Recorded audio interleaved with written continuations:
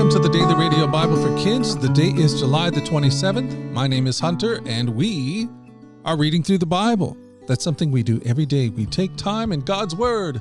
We let His Word take its time on us. In fact, kids from all around the world are gathering here to listen to these amazing stories from the Bible, from Genesis all the way to the book of Revelation. And today we are in the Gospel of John, chapter 7. You know, people didn't know what to think of Jesus. Look how much confusion there was about him in this story. John 7, 10 through 31.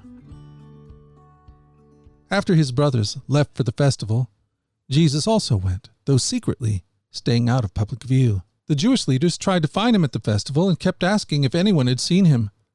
There was a lot of grumbling about him among the crowds. Some argued, "He's a good man," but others said, "He's nothing but a fraud who deceives the people." But no one had the courage to speak favorably about him in public, for they were afraid of getting in trouble with the Jewish leaders. Then, midday through the festival, Jesus went up to the temple and began to teach. The people were surprised when they heard him. How does he know so much when he hasn't been trained? So Jesus told them, "My message is not my own. It comes from God who sent me. Anyone who wants to do the will of God will know whether my teaching is from God or is merely my own. Those who speak for themselves want glory only for themselves. But a person who seeks to honor the one who sent him speaks the truth, not lies. Moses gave you the law, but none of you obey it. In fact, you are all trying to kill me." The crowd replied, "You're demon-possessed. Who's trying to kill you?" Jesus replied, "I did one miracle on the Sabbath, and you were amazed. But you work on the Sabbath too, when you obey Moses' law of circumcision. Actually, this tradition of circumcision began with the patriarchs long before the law of Moses.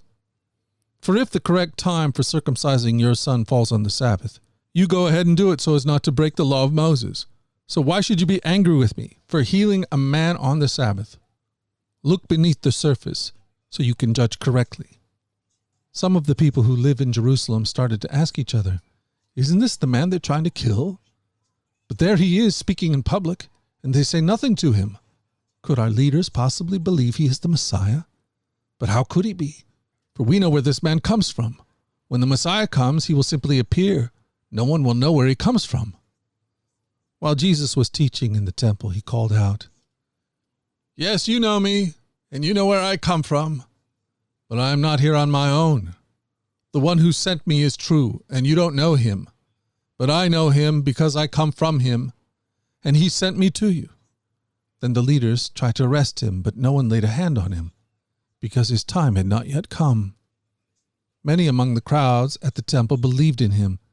"After all," they said, "would you expect the Messiah to do more miraculous signs than this man has done?" Wow.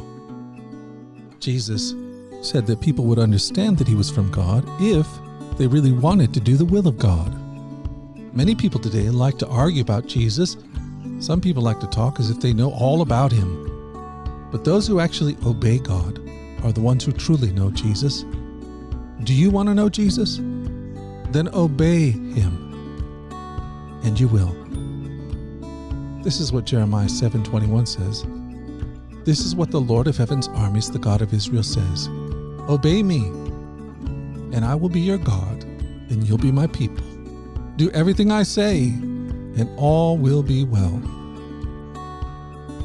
Well, hey, we've done it. We've done it again. We've spent another day in the Bible.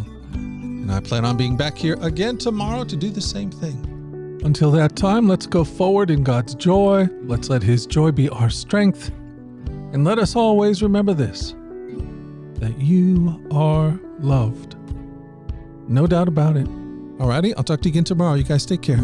Bye-bye.